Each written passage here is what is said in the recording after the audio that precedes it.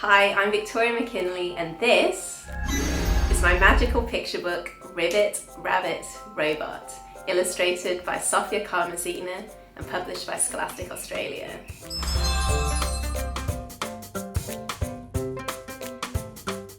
It's the story of a friendly frog, a greedy rabbit, and a robot with a short fuse, and their adventures with a magic lamp.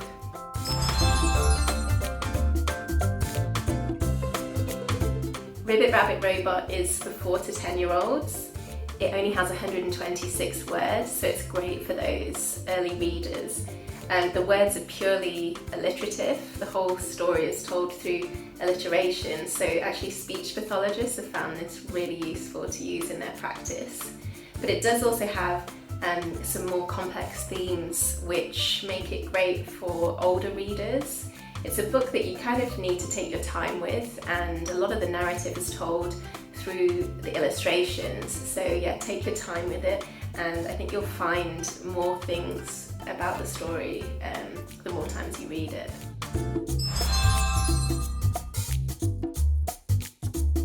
Ribbit, Rabbit, Robot has themes of kindness, friendship and greed, and there's also a subtle message about reading the fine print, which can lead into broader discussions about critical thinking.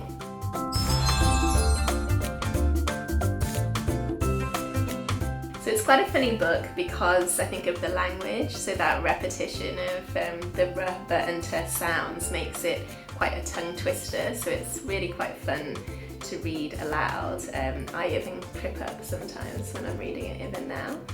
And also just the random characters, so the frog, the rabbit and the robot make it quite funny, and the characters have quite strong personalities and there's some big emotions that go on in the book which basically I think make it quite funny.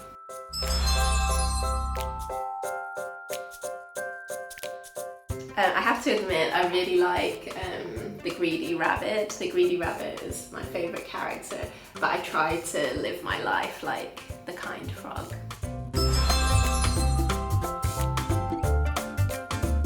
It's really hard to pick a favourite illustration because Sofia's done such an amazing job throughout the book, but if I do have to pick one, it's going to be this one.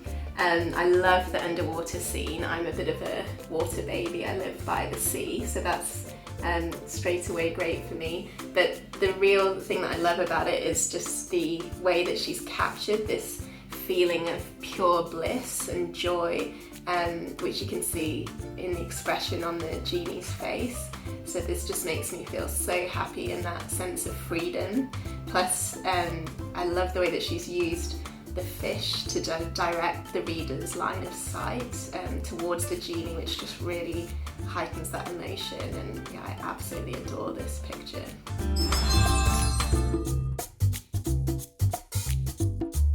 I loved Roald Dahl's The Twits because they were just so mean and awful, but they got their comeuppance in the end.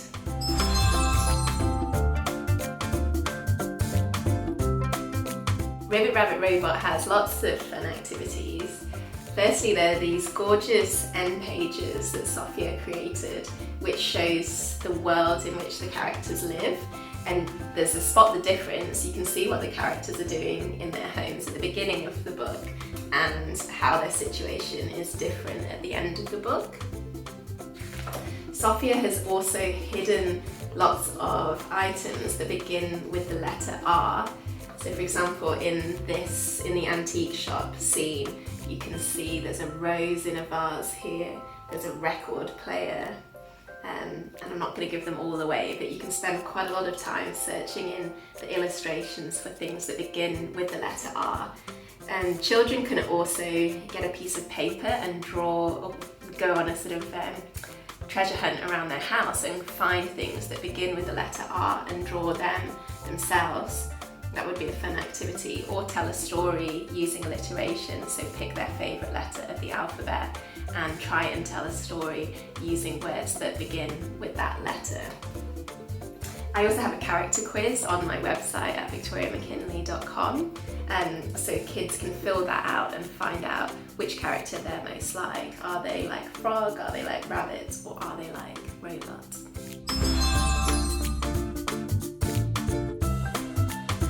After Ribbit Rabbit Robot, I have 2 more picture books coming out in the next 2 years, and I'm also writing lots of other manuscripts. Thank you Story Scoop for having me today, and happy reading everybody!